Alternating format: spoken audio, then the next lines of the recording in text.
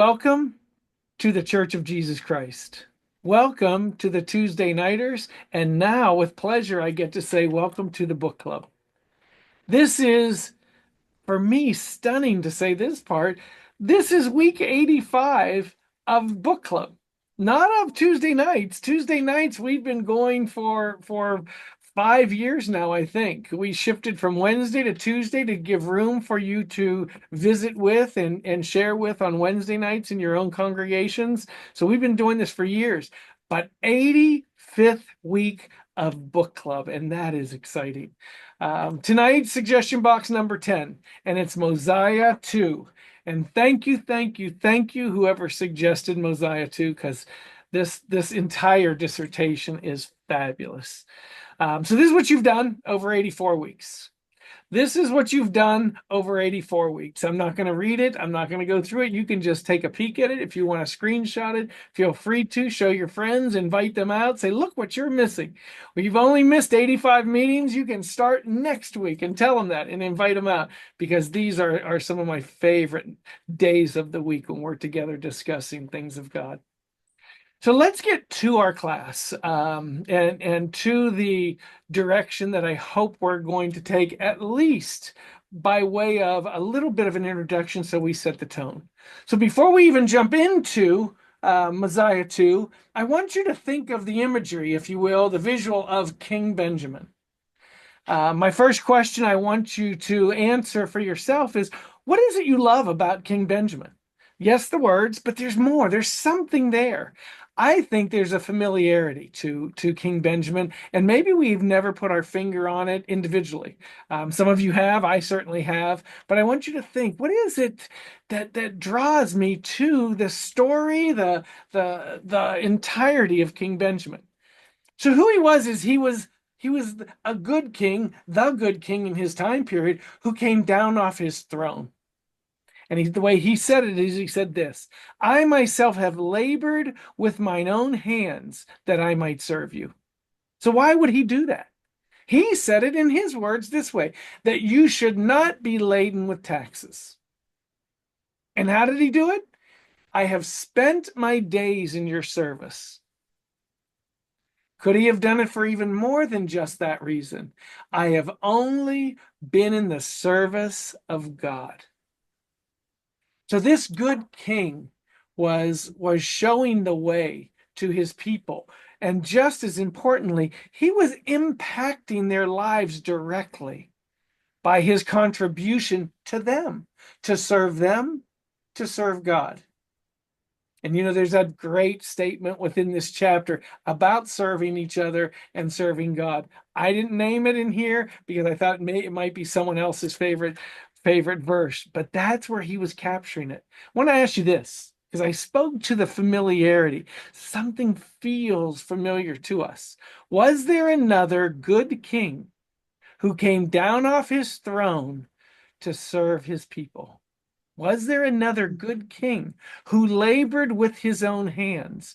Was there another good king who did so with the intention to enlighten or model behavior for his own, so that they might do the same? King Benjamin possessed power, prestige, and wealth. He didn't have to do any of this. He also loved the Lord. He also loved others. Love God, love others. We've heard that somewhere. This is the man we've studied about this past week, and we've readied ourselves to discuss. So keep this all in mind. Keep this thought. This is the King Benjamin that we love so well. And that's why we're drawn to him. And that's why we're here tonight. Trying to head the right direction. Stay with me.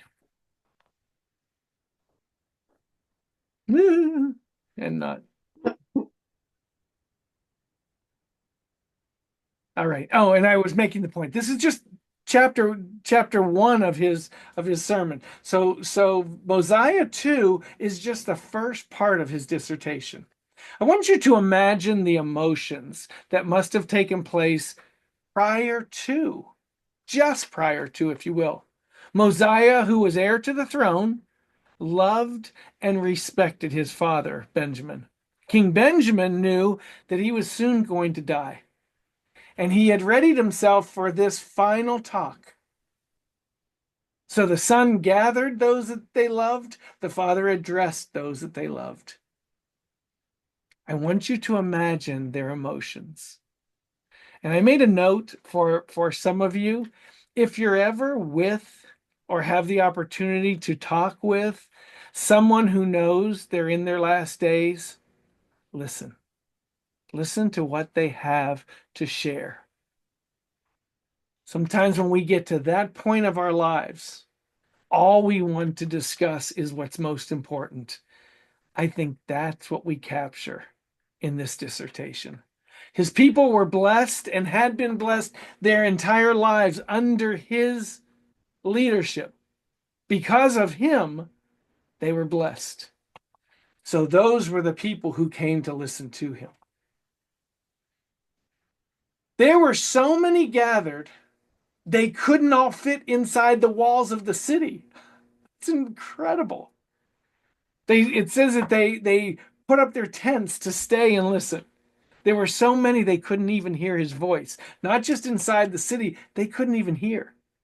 So he gave direction that his talk would be recorded and delivered to those who were within the vicinity. And I'm sure afterwards to the rest. But that includes us. We are the benefactors. We are blessed because of the writings of his dissertation. That's what we're touching on tonight. King Benjamin's lecture, I believe this, is among the best sermons any one of us will ever enjoy, both content and context. He opened by requesting that his people would also open. He asked them to open their ears, their hearts, and their minds so that they might be ready to receive, that they might be ready to understand the mysteries of God, that they might be blessed. He started by speaking of how he was just as they were. He was just a mortal. He aligned with his people. He spoke to him, his serving them directly. He related to his people. He spoke of the freedom that they had because he willingly granted that to them. He reminded his people. He spoke of their spirituality that he shared with them. He even said because of him, he brought God to them. He connected with his people. He spoke of the prosperity that they enjoyed financially, that he had worked to help provide to them by not burdening them. He clarified to his people. And finally, he spoke of how he did all of this from a heart of a servant. From a heart of a servant of God. He bowed humbly before his people. That's how he started his talk with them. He suggested to us that what we could possibly give to a God who has everything. You ever have someone at a holiday, maybe Christmas, that they seem to have everything? What do you give to that person? Well, what do you give to God who has everything, who is the maker of everything? And he suggested strongly that they give to God service, that they serve him. And then he identifies also, expands upon that. He said he expressed this through loving others, through serving our fellow man. And he went on to say, when you serve man, well, we'll get to that verse again if someone picks it.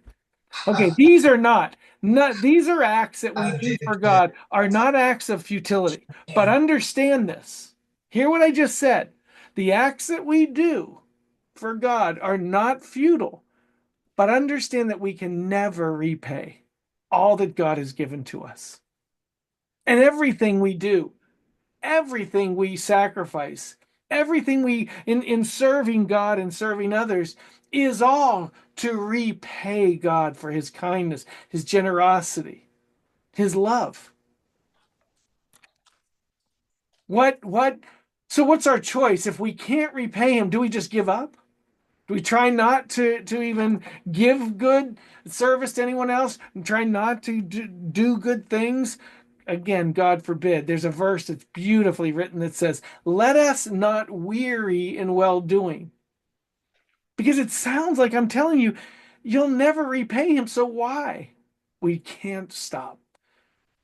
Not only do we not stop, we just keep giving everything, all we can give. Somehow, some way, we have to express to God, thank you, thank you, thank you. There's a great song, and forgive me for my taste in music. There's a great song by a group called War. And they sang a song, Living in the Red, back in the 1970s, 1980s. They sang a song called Living in the Red, and it was about living in financial debt. An entire life spent trying to repay and never really getting there. So they lived in the red. They never got into the black. They never got to pay back everything, is what this song's about. Living in debt.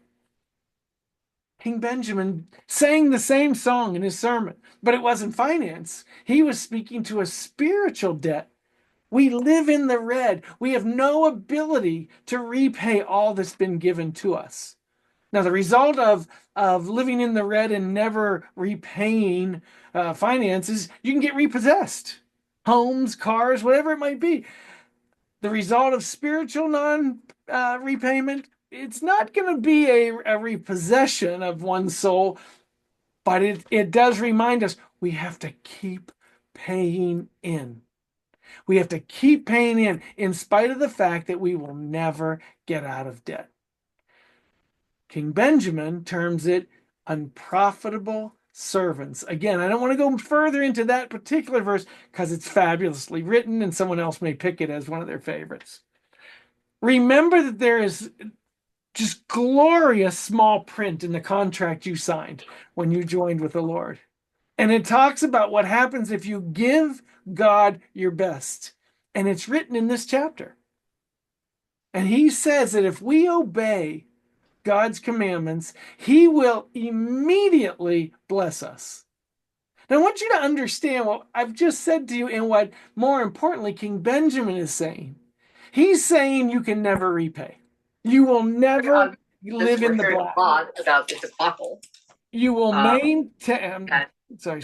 People, the highest. Not sure where it's coming from. Sorry. Be careful if your device is open. We hear everything.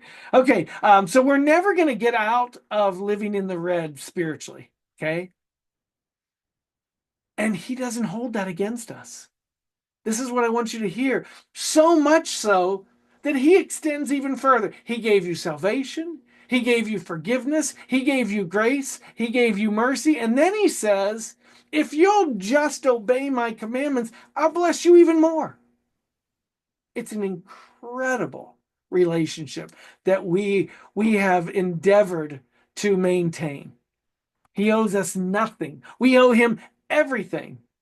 And yet still, sometimes we get filled with self, say, I'm tired of doing good things. Never weary of being kind and generous. King Benjamin sums it up. He says, you can't even say you're even as much as the dust of the earth. I think what he says there is the wind blows and the dust does what it's supposed to do. We don't even do that. We kick against even the wind blowing.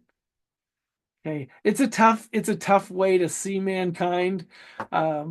Certainly, the natural man is truly an enemy to God, and I know I say it all the time, and I don't say it to put anyone down, to demean anyone. I say it to lift up the Lord. And the statement I say all the time is, man is built to fail. But I add to that quickly, but we are intended to succeed. But we only succeed when God comes through and helps us get there. So in spite of all of that, he has all knowledge of this. he still stands ready to bless us. Mosiah uses this chapter, this introduction, to explain his condition. So he warns his people. He says, my whole frame, doth tremble. I'm sure as he's standing there, he hardly has the strength to keep going. He wasn't even through the first third of his talk when he said that, and he kept going in through its entirety. In this same introduction, he announces that Mosiah is the next king.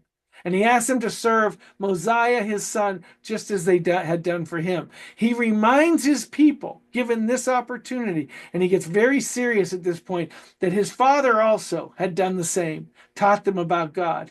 He reminds them also that they had been warned about not obeying God's words. Not just his father Mosiah, but all the way back, he said, to Lehi and those who served up through Lehi to the time period of him, the leaders had continued to warn them and make sure that they loved the Lord and make sure that they served the Lord, make sure that they held true to all that the Lord expected. He speaks of their personal accountability. And really, to me, it hit the strongest when he spoke of those who didn't take accountability for their souls. And he said, concerning those who disobey, that mercy has no claim on them. He skillfully returns to his starting point in chapter 2 to talk about the blessings promised. He said that those who serve God and those who serve man will be blessed and be in a blessed and happy state. He said they would be blessed in all things, temporal and spiritual. He again encouraged them to hold out to the end. Dwell with God in a state of never-ending happiness. And that's just the introduction to his dissertation. That's what Mosiah 2 looked like.